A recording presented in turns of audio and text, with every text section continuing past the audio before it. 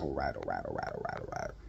This is going to be my how can I say it? Pros and cons of working for Amazon. I've been working for Amazon for almost 3 years, almost. Well, it's been a little over 2 years since I've been working for Amazon. I'm a delivery driver. I drive the trucks. I deliver the packages. I'm the guy that brings the shit to your front porch. I'm going to give you what I think are the pros and cons of working for Amazon. I wanted to do this while I was at work, but no, when I'm at work, I'm there to work. I want to get the damn routes done and go the fuck home. I'm not trying to make videos on my fucking breaks. I was going to make it on my break, but I called my wife and my kids on my break. So this is probably going to be like the best time I can do this. So we're going to start off with the pros. I say now these are gonna be like pros and cons for me because I know it's a lot of videos out there. People, my grades is like there, boy, damn. But I know it's like a lot of people out there on the internet with their own. Yes, I'm smoking too, with their own rendition of pros and cons of working for Amazon. So these are gonna be like what I think are the pros and cons. Pro number one. You're on your own, bro. Like you are literally on your own. I'm not gonna. Well, I'm not gonna say that. I'm not gonna say 100% because it kind of depends on what DSP you work for. Because you got some DSPs that are out there that are really strict and they will be on your head, like calling you, texting you. You might even get a motherfucker to pull up on your ass while you on route just to fuck with you. The DSP I work for, Elite Blue, they are somewhat lenient on that. They'll call you if you get in a friction. Recently, they just added the option for them to be able to pause your route if you do something. So they might, usually they just wait to the end of the day and tell you what the hell you did wrong. But on occasions, if you're doing something really bad, they might call you and tell you about it. But all in all, you're really out there by yourself. You just working by yourself. You can work at as long as you work at a decent pace to get shit done. You don't have to worry about nobody all on your head, steady walking by looking at you. None of that shit. It's just you and the people you deliver to. The cons to that. The cons to that. Being out there on your own. If you are out there on your own and you get injured or something like that to the point where you can't get to a phone, which I don't understand why you literally have a phone in your hand all day. But if you were, say, let's just say, for instance, if you was to get injured like in the back of your van or you drop the phone and it breaks or something like that happens, you are on your own. Like, you're on your own. Um, yeah, like we deliver this is a con by the way. We deliver in a pretty like middle of nowhere type area. It's like really rural, like royal. I don't know how to fuck say the word, but it's a lot of open space and woods and animals and shit. So it's not like a lot of people around. So if something was to happen to a driver and he or she was not able to get to a phone, that's a bad thing. But that's just for really us because we work in an area where it's not really a lot of people sometimes. But majority of DSPs work in the city in neighborhoods. Another pro is the pay. The pay is really decent. The pay is competitive and the motherfuckers like really decent. 1875 for regular sprinter drivers and 2075 for step van drivers. They do a lot of incentives. Different companies do different incentives. Like for instance, my company does the step van program. Once you become a step van driver, it's 2075. But once you're a step van driver, they have a thing called rescuing, which is basically when you're done with your route, you got to go help somebody else complete their route. If you're a step van driver, you don't have to do that at all. You can refuse to do those. But if you do decide to do a rescue, you get paid an extra dollar per 10 stops you collect. So if you were to go rescue someone and you pick up 10 stops, that's an extra dollar on your pay for that, however long it takes you. If you pick up 20 stops, that's an extra $2 on your pay. Um, Depending on how long it takes you. So if it takes you 2 hours, you make $22, $22.75 an hour or whatever. So that's decent. Usually around peak season, like the holiday season, they usually give everybody a raise, or they do like Amazon does hella incentives, like they give the DSPs like extra money or whatever the fuck to give us hella incentives to come into work because it's a lot of packages during that time.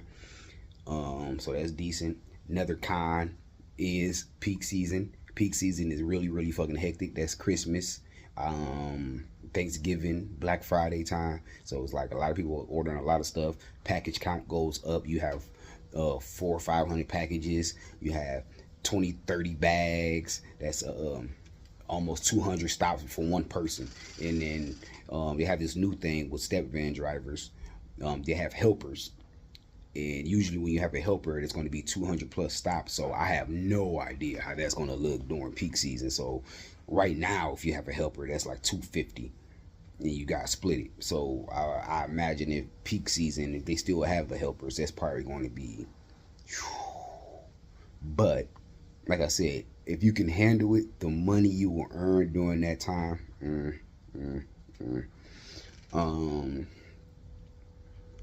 Another pro, if you like a person that doesn't really get out like a lot, and you don't, or you like new to a city or something like that, and you get this job, it'll take you a lot of places. You will see a lot of different stuff. You're outside all day. You go to, I've seen cities and towns I've never been, like China, East China, St. Clair, Marysville, K-Pac. Like, what the fuck is all these? I've never even heard of these places, but I've been there now. And I tell people this, and they be like, I ain't never heard of that place. They had that. Like, so if you're here in Michigan and you deliver like upper Michigan, you'll see a lot of stuff, man. It's decent. You run into a lot of good customers, people that just genuinely nice people. They know the struggle you're going through. They see if it's hot outside, you're hot. They offer you drinks. They leave out snacks for us. During the holiday season, they give us tips. They leave out tips. You always have you can always find a good customer to give you some encouraging words to keep your route going. They always get passionate, but you also do get assholes.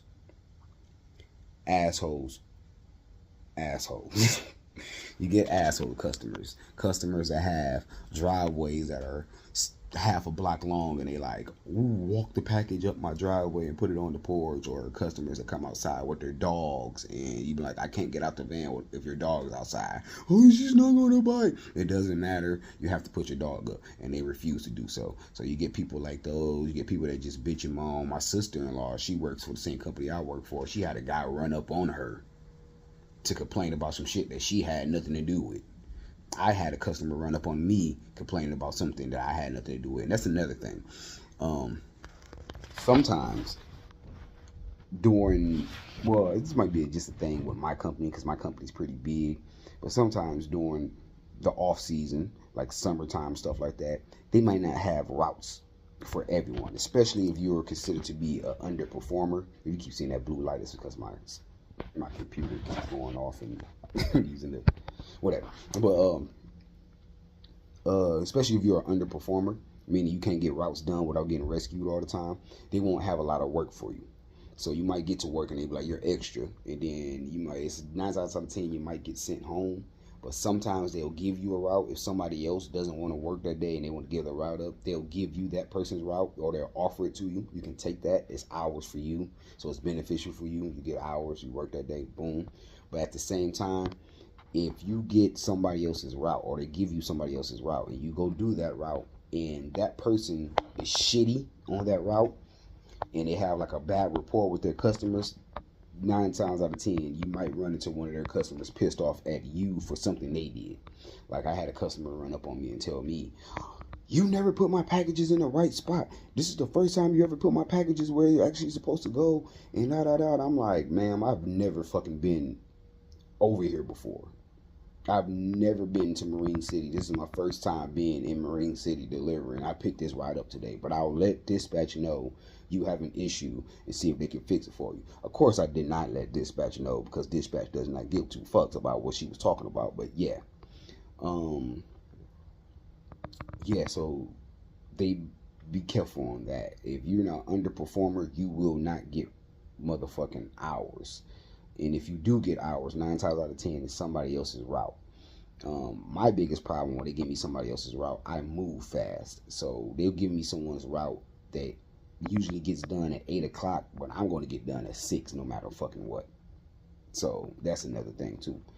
And when you get done with somebody's route that usually gets done later, they add stops onto that route because they'll see like, okay, now they're getting done faster, so maybe they can handle more. That's why I don't like doing other people's routes. What else is a con? You do get some DSPs with management that be dysfunctional. They don't communicate a lot, so you kind of have to handle your own shit, like as far as time cards, stand up on your time card, stand up on your schedule. Make sure you pay attention to your own fucking schedule. Make sure you report any issues to them. Make sure you remind them of any call offs or anything like that, because they will not remember, and you have to basically manage yourself at some of these DSPs. Not all, some.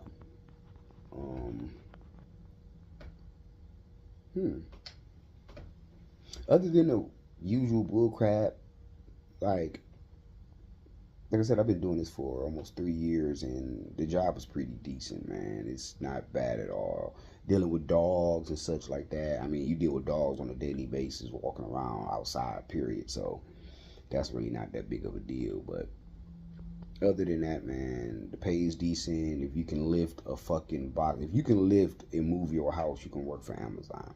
People always, the one thing that people always think with Amazon, they think, oh, I'm going to start working there and I'm just going to be lifting boxes all day, every day. It's going to be super heavy stuff, and I'm be walking a lot and blah, blah, blah, blah, blah, blah, blah, blah, blah. Bro, majority of my fucking day is lifting medium-sized boxes. You might get a heavy box every once in a while, but you have dollies. I went and brought my own personal dolly, so I don't have to worry about them supplying it for me. But majority of my day is spent walking up and down people's yards with little ass boxes, putting stuff on their porch and watching people just live their lives. I be looking at the scenery and stuff, man, and I honestly can say at the end of the day, if I'm ever tired, like seriously tired, it's because of me. It's because of my own fault. It's because I work fast and I choose to move fast and get this shit done fast. Because at the end of the day, you can work at a decent pace and get it done, but I choose to work. I'm shaking my leg. That's why I can't move. But I choose to work at a over exaggerated pace, you would say, just to get the job done. Because I go to work and go home. I don't go to work to sit around and bullshit and talk to everybody fucking about it. No, I go to work to get my job done and go home. Talking time is doing stand up. That's when we get to talk to all your homies and your friends and all that shit and chop it up. But once stand up is over, it's load out, on the road. Once you on the road, get that shit done. I don't even talk on the phone when I'm fucking delivering because it takes up too much time.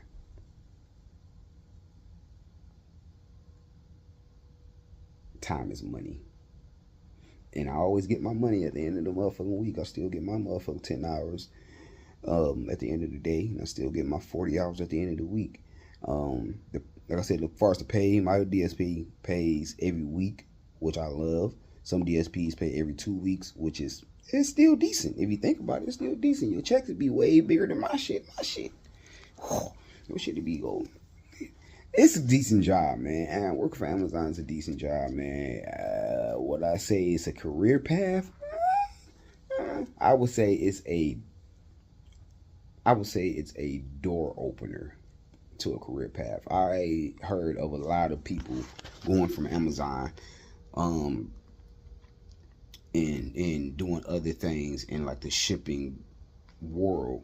Majority of the DSP owners at Amazon used to be drivers, and they went from being a driver to opening their own DSP and running their own DSP. So it is a way to open the door to a better career. Since I started at Amazon, I've got my chauffeur's license, my DOT, medical card, and all of that. I'm about to get my CDLs, and I'm trying to be a truck driver. I would never have the ambition or desire to do that if it was not for working for Amazon. I enjoy my job. I like coming in contact with decent people, nice people of all shapes, sizes, colors, races. I love hearing everybody's different opinions. I will go past, I gotta tell you one thing, I go past a billion, gazillion Trump 2025, Trump 2024 fucking flags all out here. I don't see anything that says Kamala nowhere. or Biden, which is crazy. But I do see a lot of slender news. I'll get into politics. We ain't even gonna get into that. But you see a lot of different people with a lot of different views, and I like that. People have a lot of different opinions on stuff, and I talk to a lot of different people, and they tell me their opinions, and it's a good job, man. If you want to meet new people, see new things, experience new things, make some money, exercise, especially if you want to exercise, get some exercise, get your legs up, get your body weight down, whatever the fuck you want to do, and earn money at the same time. Amazon.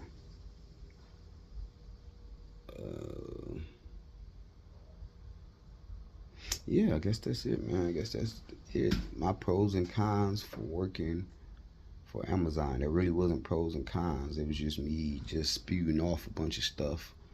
But I hope this helps somebody if you're considering working for the Big Blue Smile, or I should say the Gray Smile, because it's gray.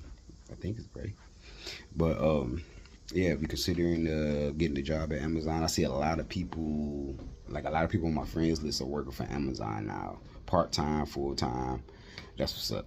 Get that money. Shit, get that motherfucking money. I see Stellantis has laid off a lot of people, or about to lay off a lot of people. If you can work at Stellantis, standing on the line at Stellantis, you can run a motherfucking Amazon package. Get your ass in there. That's all I'm gonna say. Get your ass in there. But yeah, peace, love, and chicken grease, I guess. See y'all later, man.